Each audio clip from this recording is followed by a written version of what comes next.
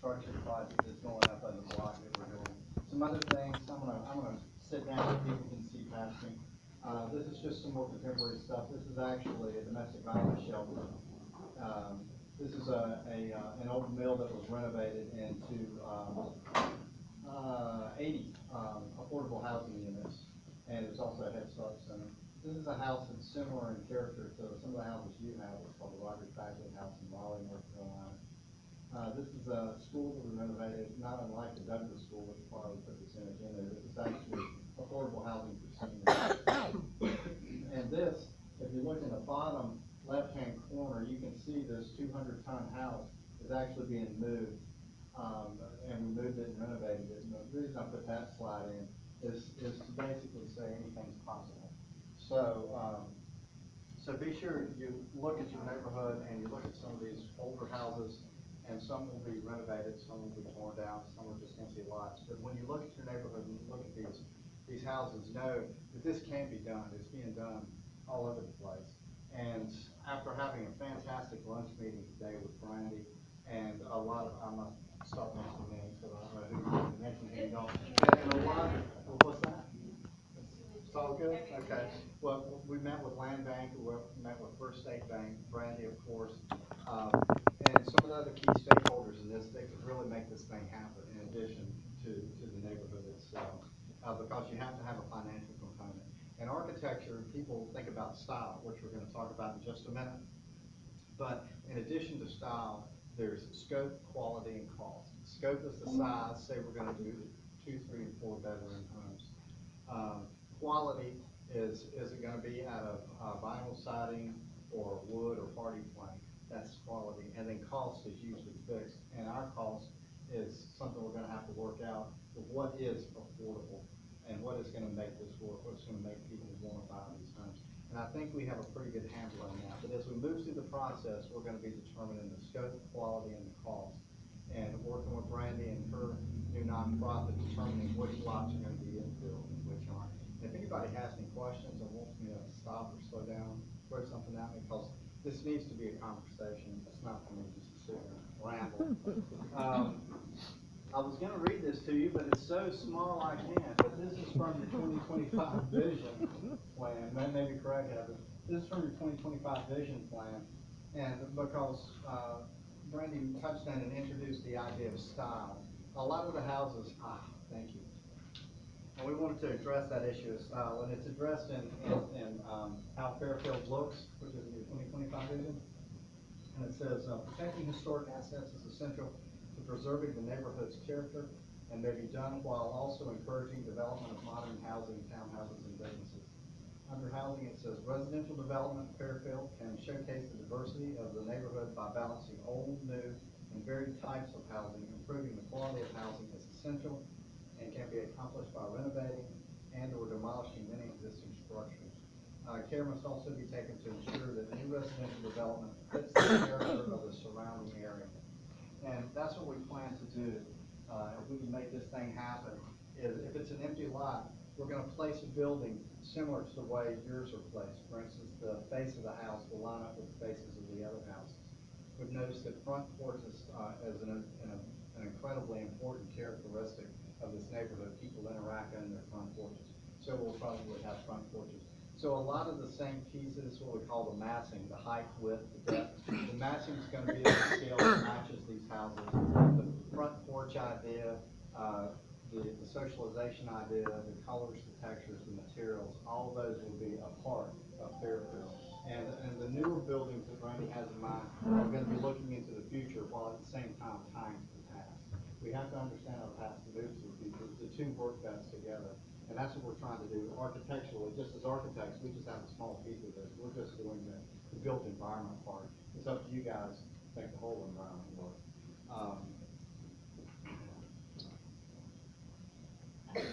This was just one image of kind of what we're looking at. Sorry. Yes, ma'am. I'm not really going to just put a dapper on this. But who is going to be buying these, and who has the money to buy these in this neighborhood? Brandee, that's what you do. Where's the money coming from? Earlier this year, we did a test group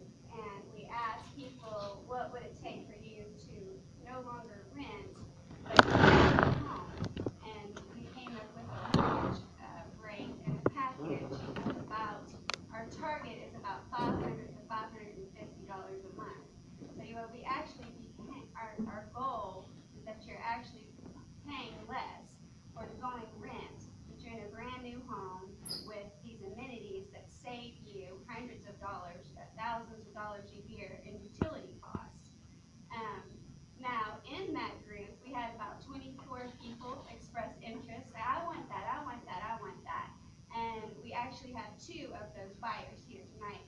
I don't need to point them out in the room and say, I don't want them to be chastised for believing in this idea, but there is an interest. That was the first thing. I mean, the first thing was to see if I wasn't going to do this. I wasn't going to spend 9 months of my life doing this unless people wanted to buy into the area.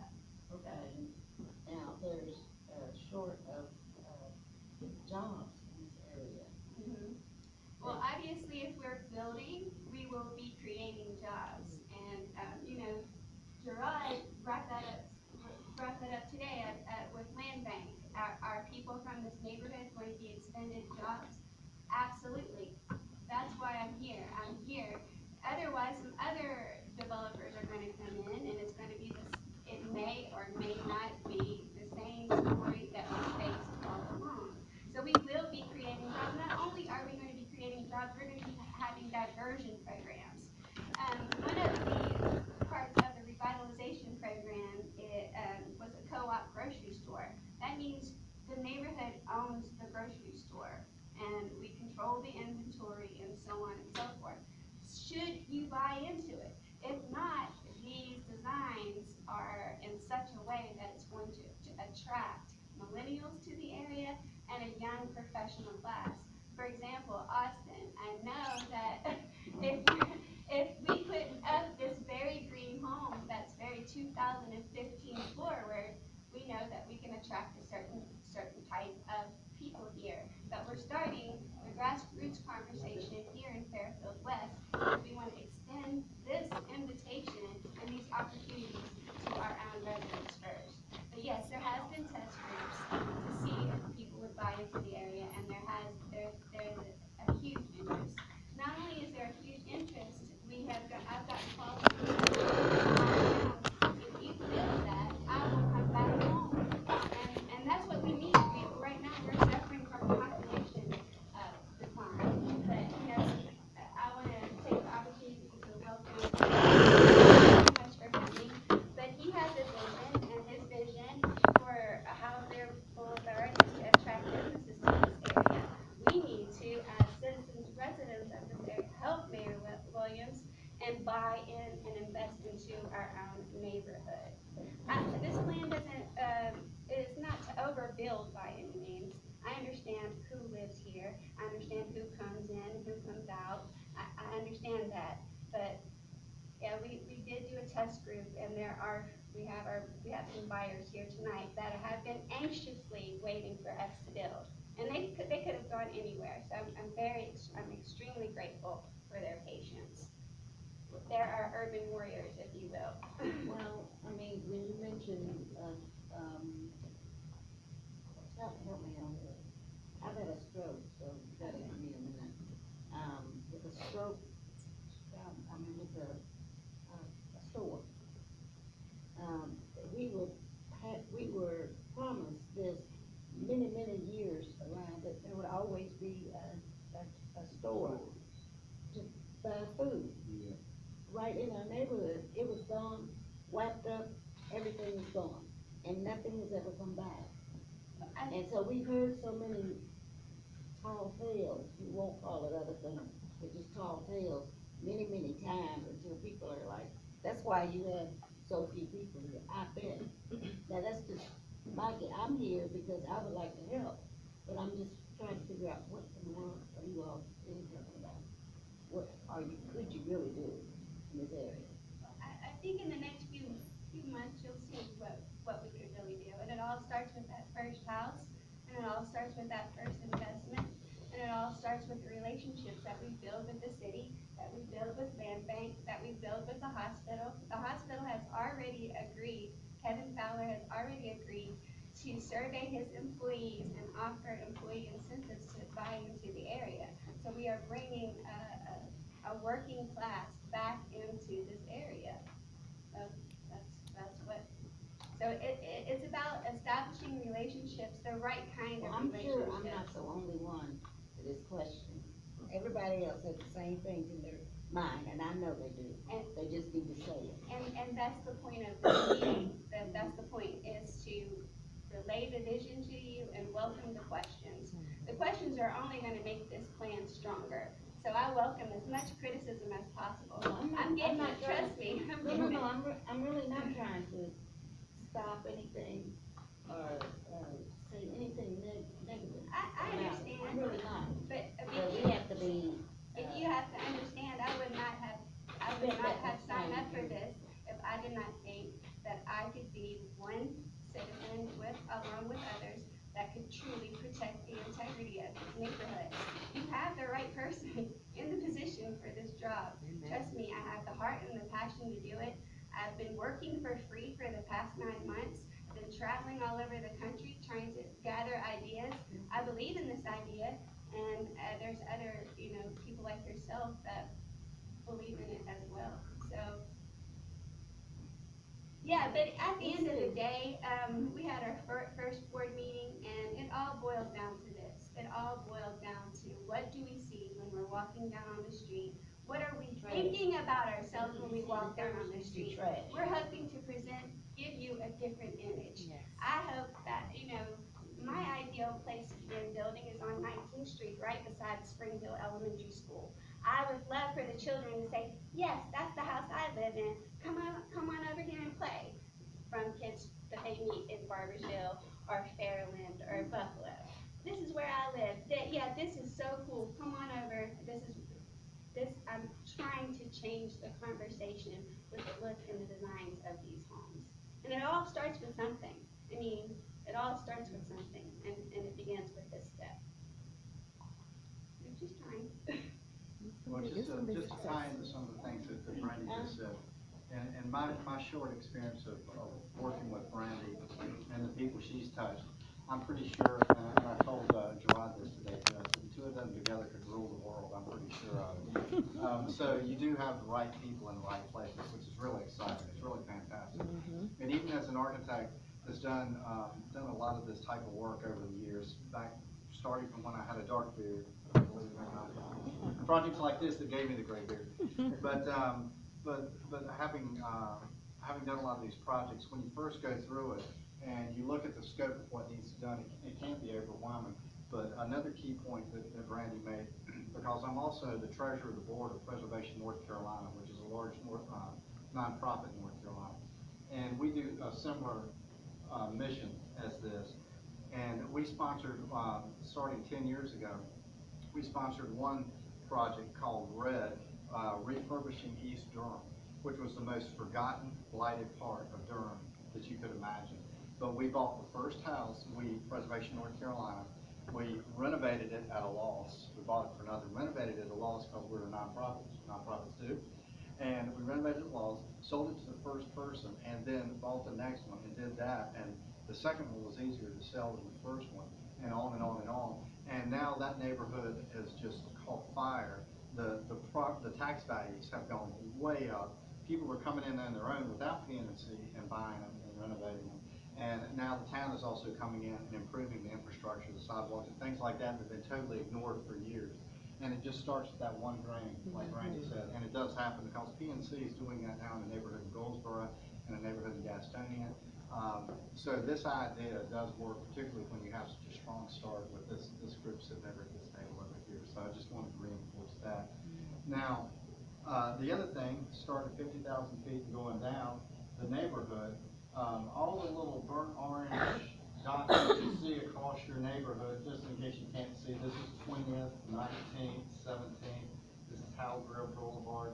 You see all the little orange dots, those represent lots that are possible alternatives or possibilities or options for building one of the first prototype houses. Okay? So that's what you're looking at here, and we have this in a handout form too, at least a couple of them. So. But right now, we're talking about the next. Yes, ma'am. Who owns the property? That's what I want. Right now, it's a mix between First State Bank and Land Bank. Those are the ones that are high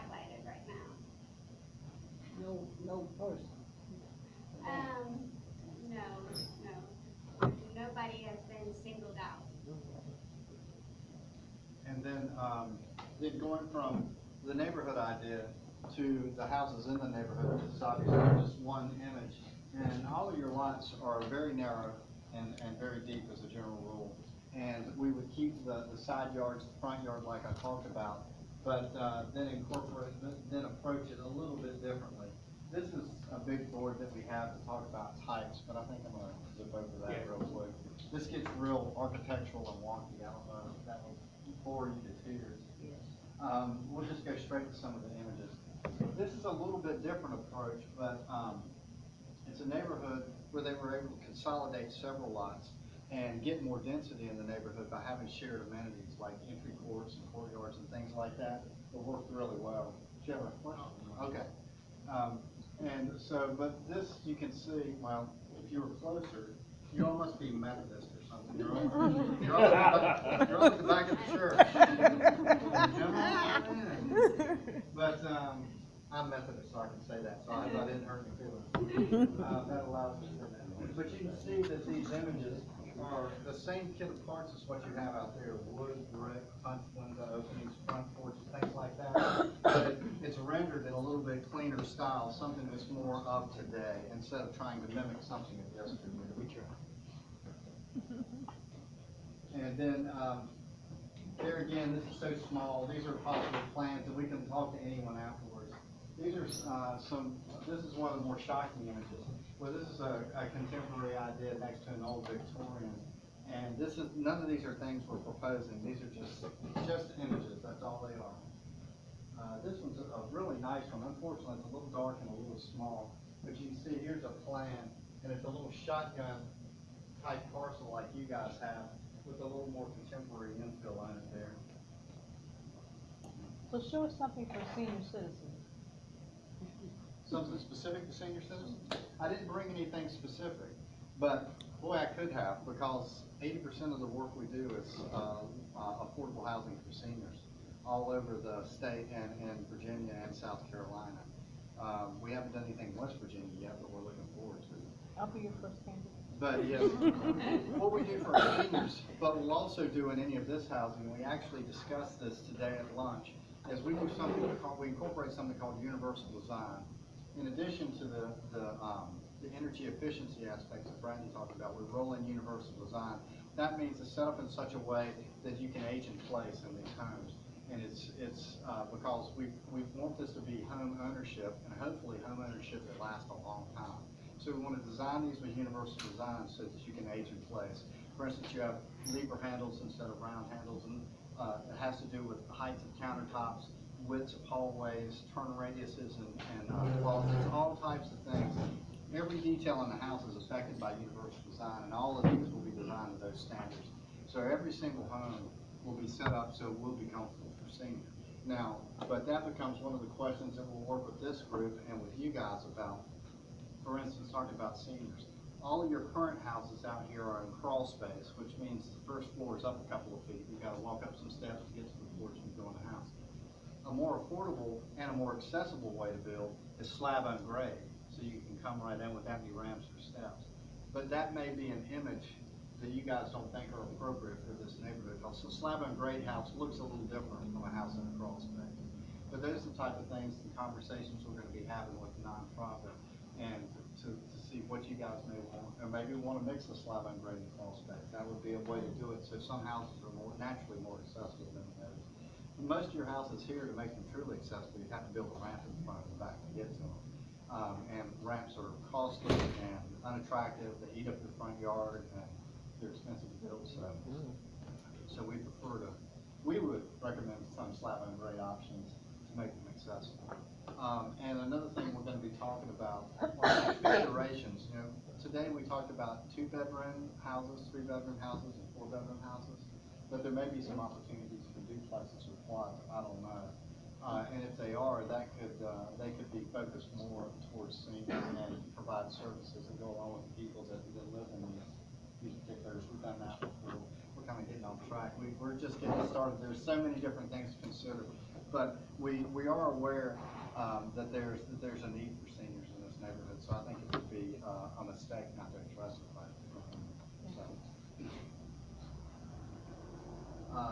This is just another wood house, clean, contemporary, long, narrow.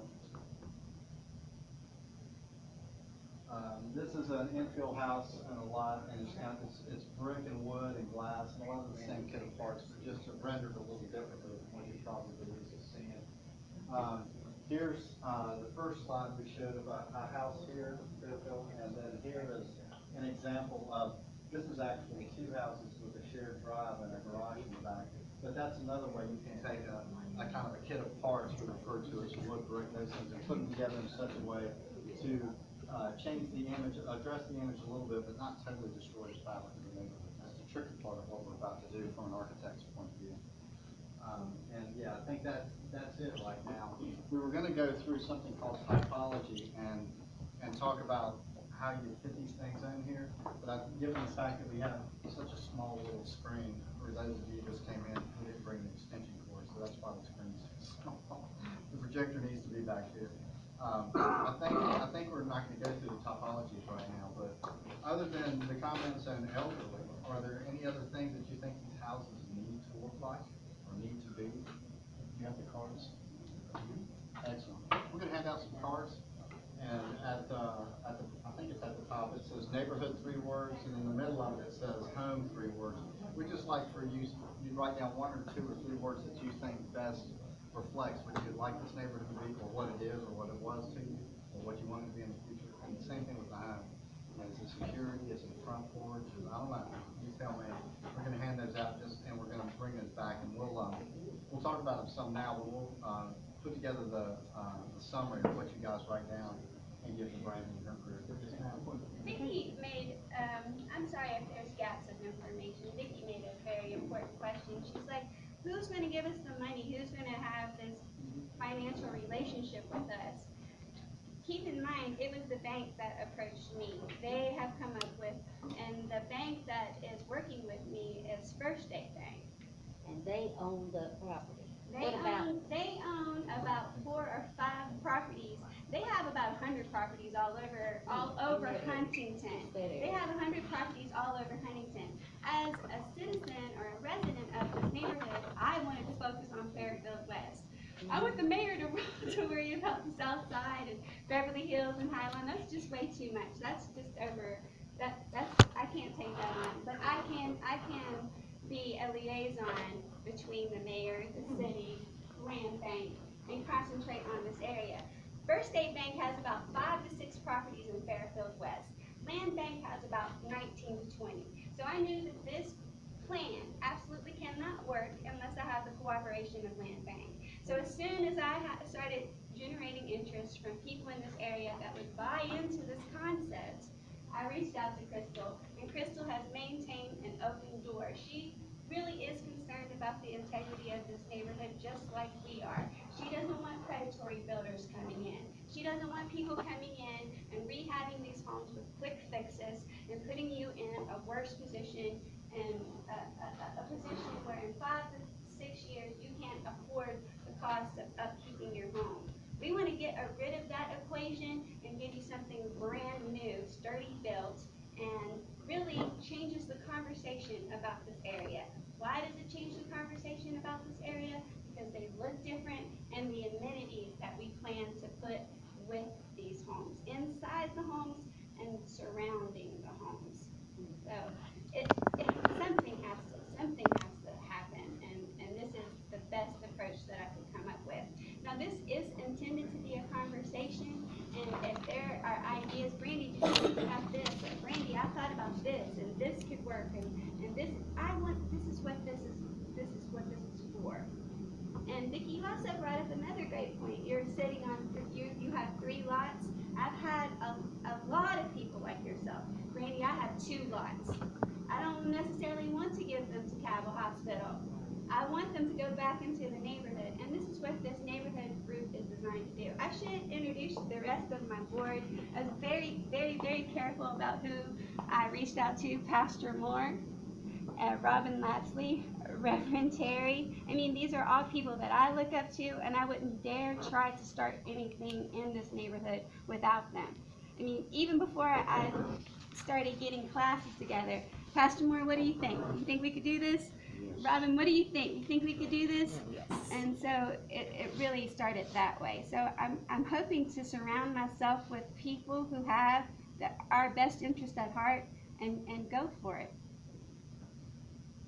So the financial equation is there. We have a bank begging to work with us, literally begging to work with us. It's business at the end of the day. They want to be in a business relationship with you. So Brandee, talk with us about this business relationship. Uh-huh. How will it work? Well, the business relationship, as far as the bank is concerned, is you can obviously go to any bank that you want to, but they have set up two types of mortgage packages. One's called the Advantage Program and the other one's called the Advantage Plus. And basically what that does is we understand that this neighborhood may have a little bit of credit problems. I might have credit problems. I haven't checked my credit score lately. But we're going to offer credit counseling classes as well as home ownership classes. And when you complete these classes, or if you meet that threshold, we understand that your credit score might not be there at first. We're going to work with you for a year to get you where you need to be. And so once we get you there, it's a no money down program or a 2% down program. And we also have, it is a thought out process. The city of Huntington has a consortium loan that helps with down payments. So not only do we have a First State bank, and I'm sure other banks are going to come in and try to compete with those mortgage packages that First State Bank has put together. You have the consortium loan, which gives up to what, 25% of the down payment assistance? I think it's as long as the house, we're trying to make these houses at, what happened in the city of Durham is that they built houses that were worth $160,000. The actual buyer financed $116. Now we're in West Virginia, so the land's a little bit cheaper, the materials are a little bit different. I seriously doubt we're going to put up a home worth about $160. $150? Probably. And it's up to my nonprofit that we are organizing to get in the grants. This is a revitalization zone. We can get grant money in to subsidize that additional cost. So while you're actually financing anywhere, we don't know. We're putting these numbers together right now. And once he gives us the designs, we go to a builder and say, how much is this going to cost at the end of the day? We know that we're targeting around $80,000 to a little bit more, because at the end of the day, we don't want this to be a fragmented community, and by that mean we have professionals. We have to stop thinking about ourselves. We're poor. We don't have jobs. Some of us do have jobs. We want to buy into this area. So we want to make a house for Dr. Carter. We want to make a house for OJ when he comes home. We want to make a house for Patrick Patterson and his family when they come home. We want to make a house for Brandee Jacob Jones. We have lots of different, Joe Williams. We have lots of professionals in this area. So we want to make sure that if we're displacing anybody, that we can get them a home, a quality home to rent.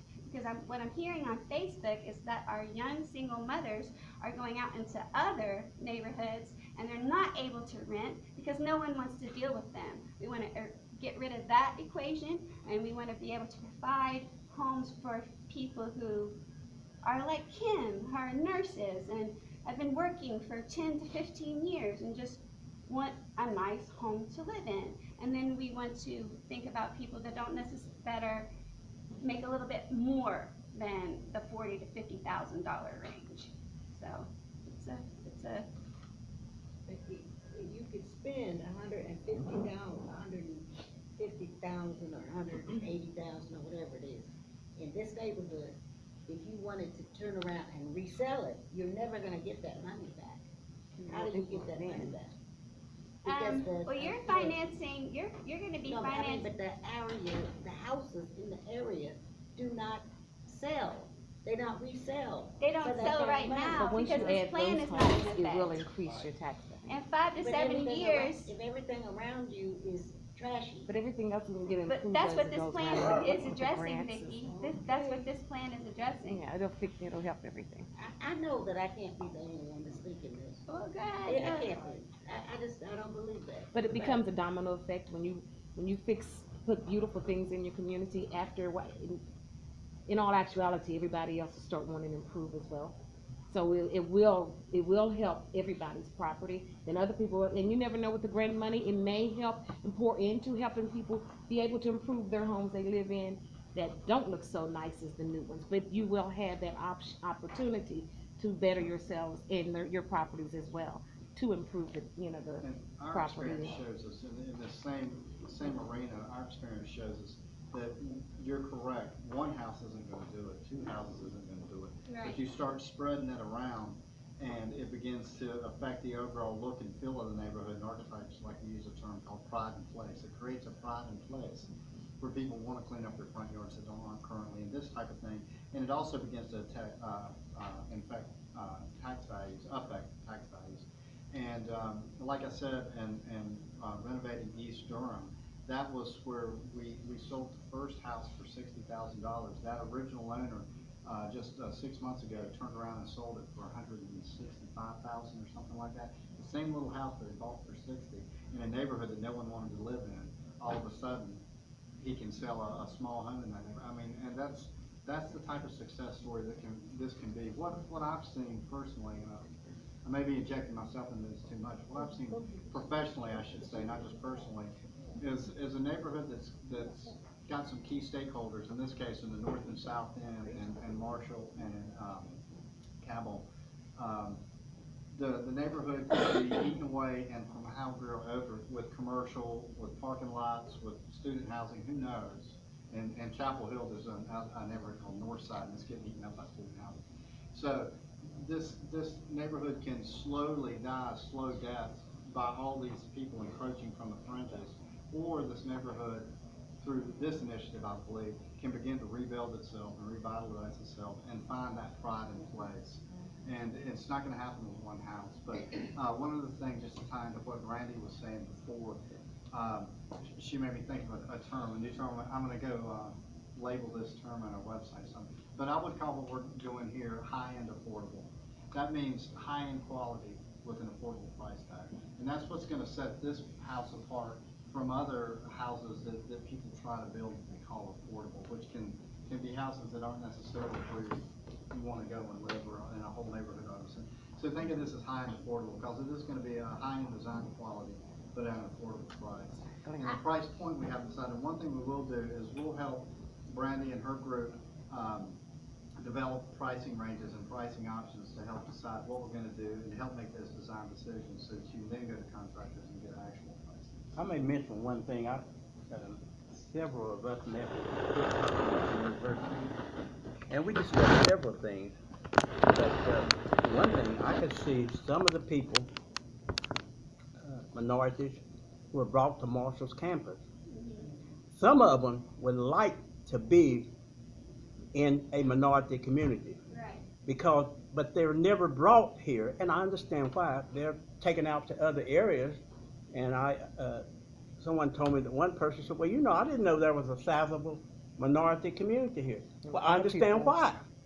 The officials at Marshall University and the realtors elsewhere, because perhaps the housing that they assume these people want aren't in this immediate community, although there's some in south side. But I think there are some people, if there's nice homes, would actually, professional or not, would stay in this community. Absolutely. I'm sure that's the case. Oh, yes. I mean, I've stayed in the community, and people say, why? And I say, well, why not? Right. Because, the people I want in my house are going to be in it, and the people I don't want better not come in. But why do I have to go out somewhere else to prove something to me, to people, that I've made it? Exactly. I don't have to do that. I grew up in a predominantly white area. I don't have to move somewhere. But now I like a nice neighborhood. I want it to be clean and safe. But sometimes I'll tell people, and I get upset, and I said, location doesn't make a slum, people do. Right. And I'll say it loudly, That's true. trying to send a message. And I think sometimes it works and sometimes it doesn't. But I truly believe in what you're attempting to do. I believe in it. And when you came back, And it's going to but work. it has to start somewhere. Absolutely. Because as you said, just look what has happened between Cabell Huntington coming this way. Look how many houses have been purchased and their parking lots and so forth. If you don't do something, it's just a matter of time, because think about it. You have the hospital complex here and Marshall University. This is some extremely valuable land. They want us out. I understand, and you have to understand that this is why this neighborhood organization was formed. I mean, I consider it a blessing. I mean, I've been working in the name for years in the neighborhood. Well, you haven't Picking up quite met trash, anyone like me, other Vicky. people's Well, stuff. I'm gonna get it I done. have Let too, me- but it's okay. Let me say, can I say, Absolutely. we can, I had doctor, several years ago, I had a problem with my breathing, and the doctor checked me, and they wanted to do an angioplasty thing. I didn't know what that was, and I said, well, I'm not going with that, because I don't know what it is. It's foreign to me. And he said, well, we need to do this. I said, well, what are my options? Because they didn't give me options. He said, well, obviously, we can do nothing and you can die. I said, keep talking. So now, what we're talking about is a choice between doing nothing and dying, or trying something. Yes. Oh, actually, it's And that's not where even we are affecting now. me one way or the other. No, we're not talking about you personally, I'm talking about the community. This is But not I one do have person. some property Yeah. that I'd like to. But we can't afford to do nothing and die. How could you help the community, or the group, or whatever you We want to can call build on it, your lots. We can build on your lots, that I and we'll own? sell them. Why, no, why I gotta sell it? Well, Or you can rent them, or we You do can build on your realize, lot, like I really. said, yeah, rent it. with the story of Jaleesa and Erica on Facebook, they've gone to I different. haven't seen all that. I'm going to explain it to you, Vicki. They've gone to other neighborhoods and have been turned away based on Huntington skills real. We need to have some rental properties as well as encourage home ownership. And I believe a Jaleesa type character, this is one of my girls I coach. She's such a cute, her family is so cute. I know she'll keep up that house. And I know she'll keep vagrants out of her house. This program is more than housing. It is a diversion program. We will be reaching out to young women and young men. We will be trying to put people to work. And we will be promoting health and wellness. Well, wait a minute, first of all, I'm over another, HDC. I know everything about the,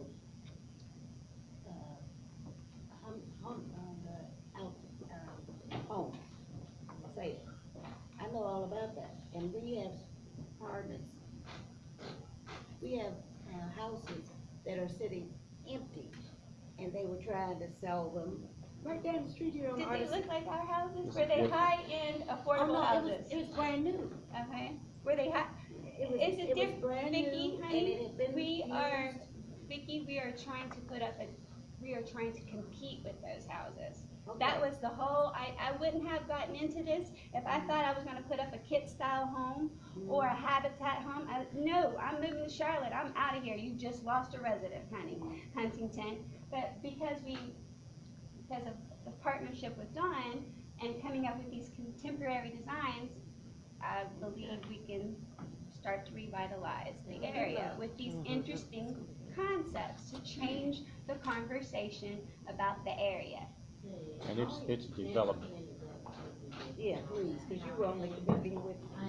Is there rules and guidelines that are gonna be hers and the bank and everybody? It's Yeah. gonna be a different, but that housing is the one that and I don't wanna No, no, we were talking about say, their rules and leases and purchases. are different. They make it a little bit more difficult for, home buyers. That's all I want to say. Okay, I'm just saying. I know that you're, Yeah, it's a little, and I'm. I mean, I don't need a light, I have a house to live in, but I do have some You do have empty lots that if I can turn them into housing, to provide housing, if somebody needs it, fine, I'm right with it. This goes beyond a housing program, it's a neighborhood development program. To build It their goes home. beyond Well, just I mean, I housing. know that. Yeah, But well, that's what, basically, I mean, you're first thing saying, we need a store. well, we need, worry about that. we need a lot of things, we're not going to No, the store right now. no, I'm just saying, but we. Yeah, but we got some I know. stores, let's do this revival home stuff first. And, Look at the and store. other thing is that, what I appreciate is that there are some other initiatives in the city that We'll see are. what y'all do. Sure we will. Well, there are some other initiatives in the city that, have come about, and you're talking about attracting people to the community with jobs, and that was a very vital Yeah. question that you had. But in the past, people who have come into Huntington, professionals, they came here and they didn't see it. There have been opportunities for corporations to come to West Virginia, to Huntington, but when people looked around, they're not moving from Alexandria to come to Huntington in this shabby, dilapidated home. So we need to have it in place before they get here. Not wait until they get here and then say, we'll build it for you. So we need the community. It will help us economically, so we can't afford just to sit still. Actually, that's why I invited Dr. Carter. I've been reaching out to Dr. Carter because I'm hoping that I know Dr. Carter very well. And he would not let gentrification go on here. I know that Dr. Carter's gonna hold me accountable and make sure that we're not pushing people out of the neighborhood, or we just let it die if we're gonna organize something like this. So I'm hoping that his department, we found grant money. We found $400,000 for Marshall University to partner with us, and 25% of the way that the grant is written, 25% goes to Marshall, and the other goes right into the neighborhood. But any other questions you have, Vicki, just inbox me, and I'll be happy to answer them. Are you guys working with like local businesses as far as like you're creating wealth in the community as far as building a more livable community? Are you using people within the community, like local businesses, to help bring this to pass? Or is it just all outsourced from this entity? Actually, it's about creating partnerships with all of the businesses, anybody that we consider stakeholders, and we consider Powell, Huntington Hospital, Marshall University, I lived in Miami, where'd I live? I lived in Miami. we also know that we can target all of the people like yourself and say, hey, so if you want to keep this on in the neighborhood, what's inside this home, I can give you, give you references and so on. Because it's flat. We are, and that's why this, meeting is being held tonight, because we were hoping to have a two-way conversation to see if you would like these designs that we're putting in. They're nice, they're very nice. Thank you. And I hope that they're Who's gonna be able to afford it? I already asked that. Well, how much do you pay right now in rent? My house is paid for. I'm a senior citizen. How much would you pay in rent? I would want another house payment again. Okay, well, you're not really in that subset, are you? But if you were a renter, how much, I think the going rent here is anywhere from $650 to $800 a month. We're trying to get you to own this house for less than that. Or if it's right at $650 a month, there's gonna be considerable difference in your energy bills. That's really Cause how. I have 20 and 30-year-olds that can really buy one. Honestly, that's how what led me to the contemporary designs. My daughter is in Denver. I was thinking about leaving Huntington before this opportunity was presented to me. And I was looking at which house am I gonna buy? I want this warehouse, look at this. Oh my gosh, it must be a fortune. I'm looking at the average utility bills and it's $25. I'm like, oh my gosh, Denver has figured it out. Their energy stamp, they've figured it out. If Denver can do it, West Virginia can, Huntington can do it. At the end of, I just think we need to believe in the resources that we have in our own backyard, the people that we have here, the programs that are already in place, and the vision that we have going forward, not just for Fairfield West, but for the entire city. So there's three primary components to home ownership, which Brandee just addressed. One is the mortgage, of course. One is maintenance, and the other one is the energy bills. And we're going to design super tight houses. Hopefully, we'll be able to tell us. We're going to do it whether we do sustainable certification or not, but hopefully, we'll be able to bring on board some kind of sustainable certification like LEED or what's the one, for homes? That we do? Yeah, I can't forget, but we'll do some type of sustainable, so the energy cost will be low, maintenance cost will be low, of course, it's gonna look cool, and hopefully the mortgage will be low. But do you mind if I read some of these real quick? I didn't want to pressure you on, so I just picked up a couple as we went around. There's some really good ones. For neighborhood, the 3 words: safety, unity, commitment. Those are all pretty good words. Home, 3 words, was longevity, spaceful, and feel like home. Spaceful. I'm gonna keep going. The next one for neighborhoods just gets right to the point: lifetime investment in the hood. I like that one. Neighborhoods: safe, secure, families, stores, and other facilities, which is something that the nonprofit's going to have to continue a conversation with the town and the county about, is zoning, things like that. It can affect on a larger, more macro scale, commercial areas versus pure residential. Those are things that you guys are going to have to champion for the neighborhood, dealing with the politics. And then home is driveway, which is really interesting for an architect to hear, because there aren't a lot of driveways. And front porch. We have neighborhood, community, friends, for us.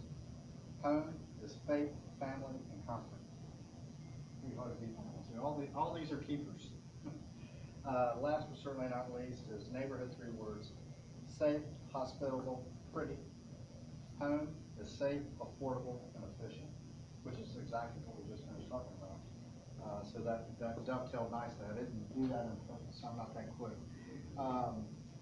So I think everybody's heading in the same direction for what they want in the neighborhood and what they want in the home. It seems pretty obvious. After cruising around with Gerard today, we have a real good feel for the fabric of the neighborhood and how not to disrupt that. And our charge as the architect, the hard part's up to the nonprofit, these people sitting here, and these people sitting at this table. Our charge is to not mess up what a good thing you've already got, because a lot of you probably just see what you're used to seeing, but when you come in with a fresh set of eyes like we do, I see nothing but potential. And you've got some really cool existing homes in terms of their architectural character, and it's something that'll be easy for us to bounce off of and do something equally cool. So that's our charge as architect. The rest of it's up to these guys. They've got the hard part. Are there any questions? Yes, sir. I fully endorse the concept.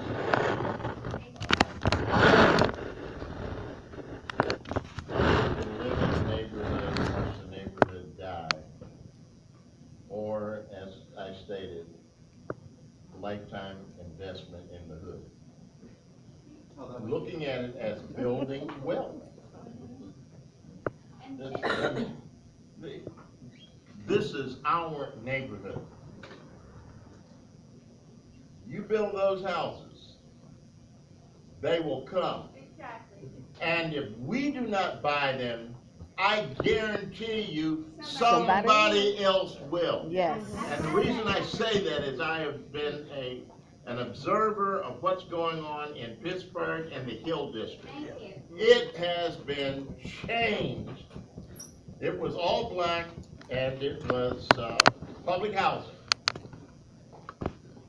It's now about 35 to 40% white, and it's upscale, stylish housing with a new corridor for economic development, a brand new YMCA, all kinds of good new stuff.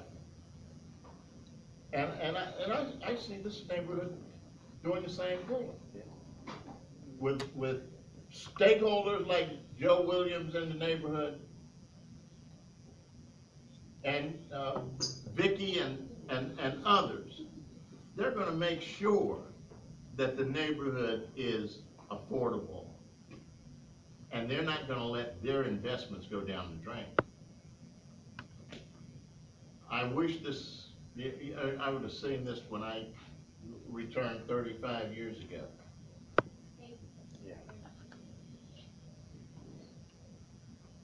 Anyone else have questions?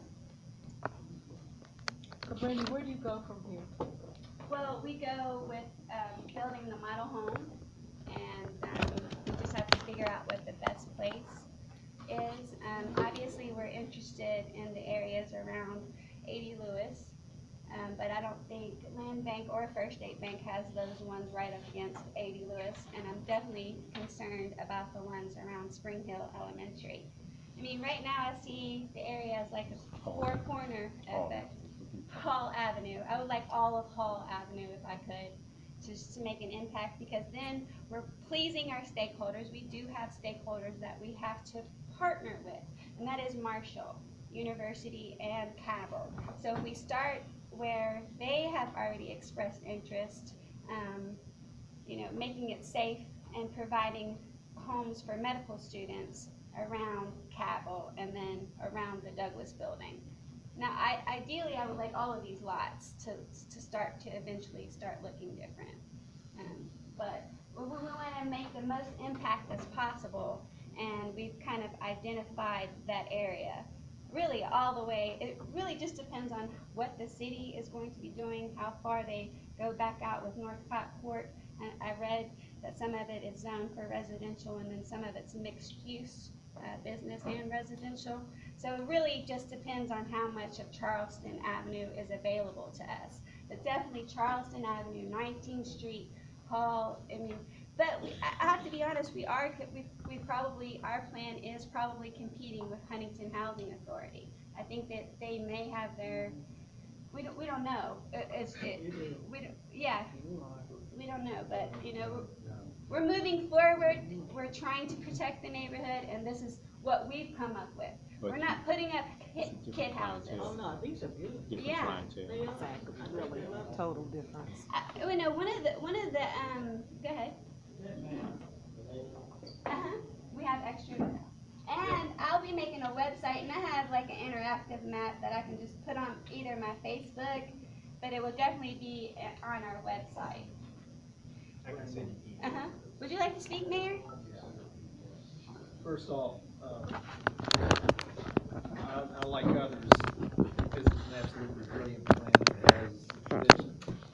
And oftentimes when you're coming in and bringing vision, you're seeing something that others aren't capable of seeing. It's not a reflection on others, that they just haven't been blessed with the vision that you have. Let me correct something. What you're planning will not compete with Huntington Housing Authority. Good. Huntington Housing Authority has a very separate mission, and that mission is very different from what this mission is. What I'm encouraged about is this, is that with the plans that we put in place for Northcott Court, the plans that we've had over recent years of rezoning the Hal Greer corridor, rezoning the area here where we could have single family and multifamily rentals or multifamily housing throughout the area. What you're doing was inevitable. Right. Somebody was going to step forward with this. I knew this was coming eventually. Where I'm encouraged is it's coming this soon. Right. Because I was thinking that we would be having to go and encourage this once development started on Northcott. Our plans are in full force there so that we don't find ourselves when the last of those buildings is demolished, then begin waiting. Right. Is that these plans come into place right now. Right. That will create jobs in the area. The design is to do just what Dr. Carter is talking about, to assure that there is not gentrification in the area. The way that you avoid that is you assure that people who live in this neighborhood are given the opportunity to have jobs. Right. The way that you zone in such a way to assure that you have live workspace to encourage community again. Now, what's happening in the Fairfield area is happening all over the city, but it's more pronounced right here. There's nowhere to be able to get a cup of coffee here. Yeah, there's this facility, but to go to a coffee shop, there's not a place like that. To go get a sandwich in this neighborhood, we need to bring the neighborhood back. And the beauty of this, the beauty of what you're proposing, takes us in a private interest where it's not depending upon the city government to do it, where individuals in the neighborhood are stepping forward to start coming together and drawing the neighborhood together. Now, the way I envision this is that you bring together a partnership of the city, the nonprofit, with private enterprise. We have land bank property that can be where properties that have become dilapidated can either be upgraded or demolished, and then you have something where you're able to do there. We have options before us. But the reason I'm endorsing this, one, it's happening sooner than I ever thought, but it was inevitable. And if it's going to be inevitable, I'd rather it be with someone whose heart is here rather than somebody who's coming in and attempting to take advantage of a market situation. Amen. Thank you. I think it's a blessing. I'm Yes. so excited to be a part of this. And actually, Vicki, I'm so excited that you've asked so many questions because it just makes the plan. Absolutely. We've already been, That's what she's saying, she appreciates I the question. appreciate it because it just makes it, it shows me where there's gaps of information and so on and so forth. Does anyone else have questions? Now, when you came and showed your idea to me, and you said they was excited. Especially when you saw me, the concept of the homes, I'm saying, I wouldn't mind having one of those myself. I was so But my nervous. question was about the financing and so forth, but it appears to me that you have those pieces in place, and I'm extremely excited about I had to what spend can the happen. past 9 months getting it in place. I kept teasing the mayor, I'm coming to see you. I'm coming to see you. I just need to work out the numbers. I needed to go to Duke and have them drill me. I figured if I can, survive their Socratic method, I could survive here. So once all the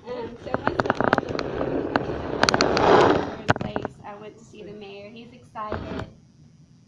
The board is excited. The architects, I say they're excited because they get to come up with these really cool designs. And, we're going to be doing, even though they've done things like this in North Carolina, we're going to stand out from North Carolina because our affordable housing zone is going to be cool, hip, and sustainable. And it's definitely going to be something not only that the city talks about, but it's going to be something that the state talks about because it's not happening in Charleston. It's not happening in Morgantown. It's going to be happening here in our neighborhood first and foremost. yeah. Yeah. And the city of Huntington is leading in many categories that model for other cities across the state and so forth. And I think the council, Yes, sir. the mayor and the staff. Man. I'm excited. At my age, I don't get too excited. We're glad you're Does this saying. mean we have your permission? Exactly. Does this mean we have your permission? We wanted to name our organization after Joe. No. He's still But thinking no, about it. We don't have a I love name to be yet. part of it. I love to be part of it. It's exciting. Wonderful. Lifestyle change. The health issue. Another, again, a part of this program, I'm not gonna look at you anymore, Big Rock. A part of this program, but what I'm most excited about, not what I would consider Mayor Williams got giddy about, he and Joe, is that when I look on 20th Street, I either see heroin, a huge hub for heroin. It's about to go down. It's about to turn into a war zone. Unless we do something about it, and what I propose to do something about it is I've never really understood why Marshall University was absent from this neighborhood. So I'm hoping that we could build a figurative bridge and start a memorial trail because we have the plane crash site in the cemetery. So starting at a point on Marshall's campus, all the way from 20th Street, it could be a walking trail, a running trail, but where those properties are now being abandoned and neglected, CVS is gone, the bank is gone, what else is gone, that gas station. that Mechanic Place. We can hopefully encourage Cabell to build something interesting there. A large part of this plan, I hope to shake hands with the Sustainable Energy folks, a new program at Marshall, and get those students involved. So it's more of a it's about uplifting our education, improving their programs, getting their students involved. And so hopefully on 20th Street, it'll be a nice walking trail that, you know, and it is a handshake to the rest of the city that says it's safe to walk here, right? It's On safe the to, end. on 20th Street, yes, and we're On taking 20th Street. and we're taking care of what's in the middle. That's what this Four Corners is all about.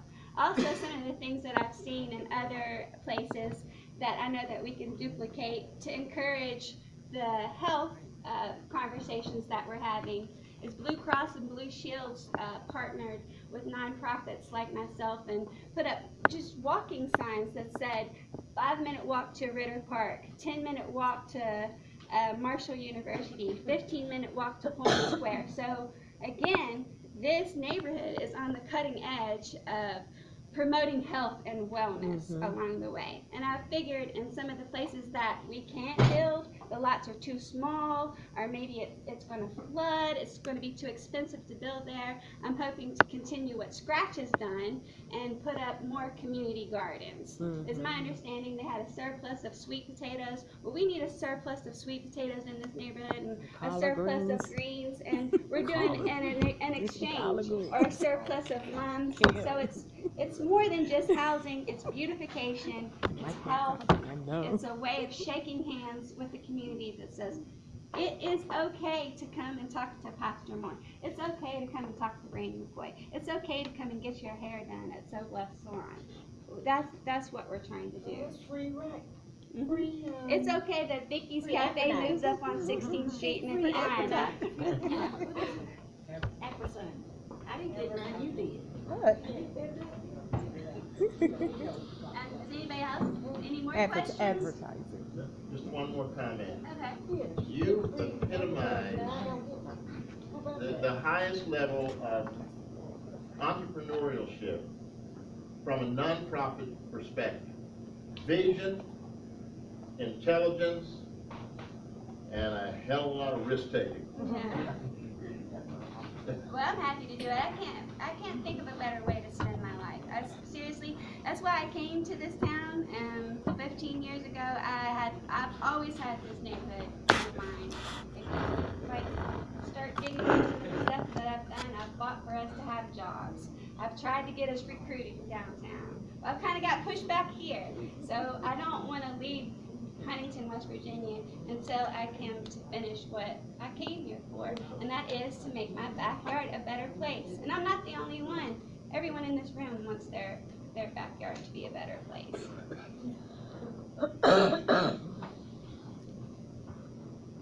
Your focus areas are where? My focus areas are on the 19th Street, 12th Avenue, Hall Avenue. I would like Scrooge's properties. I don't know if I'm gonna get them, but I would like Scrooge's On Bruce Street. Yeah, we did discuss Bruce. basically around, you know, what's the I want to start there first, because that's just a good public place. I want our kids to be like, yes, that's what I want. Yes. I don't want them to be embarrassed. I was embarrassed where I lived. I lived in a dilapidated house. My heating bills were cut off every year. Every year. I don't want to repeat that story. So that's where I'm coming from. I'm not coming from a place where I'm trying to profit off of you. I could set up for profit. I could make these houses and just sell them to you outright and make some money in my hands. See you later, kids. I'm trying to do it in a non-profit way. I'm trying to do it in a way that my great-grandmother would expect me to do it, Beta Ellis. And I'm trying to do it exactly, so you know what kind of cloth I'm cut from. So yeah, I'm trying to do it with integrity, basically. This is how I want to spend my life. So I want to get back to this neighborhood, and then I want to go. And it's gonna happen. It is gonna happen. Yeah. We're gonna make it happen. Things that are seen are subject to change.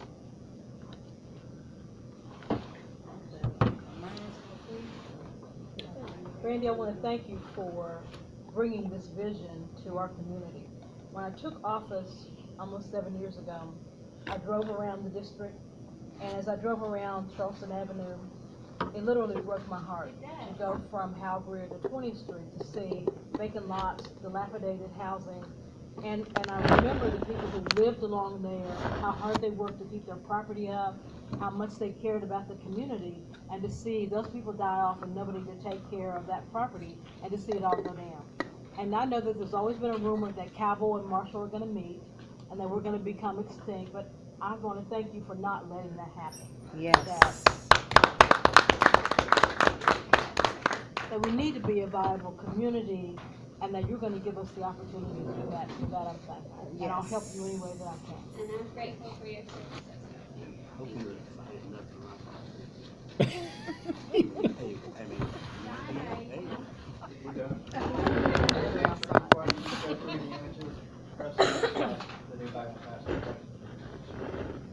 But like I said in the beginning, this is just one neighborhood meeting. I mean, this is, shame on me for not, I didn't want this conversation to take off in any other direction except for housing. So once we get the housing in place, we're gonna talk about life and culture and try to get some murals up in this area, and then start forming the committees to talk about getting those trails in place. I'm sure Marshall will help us out with that.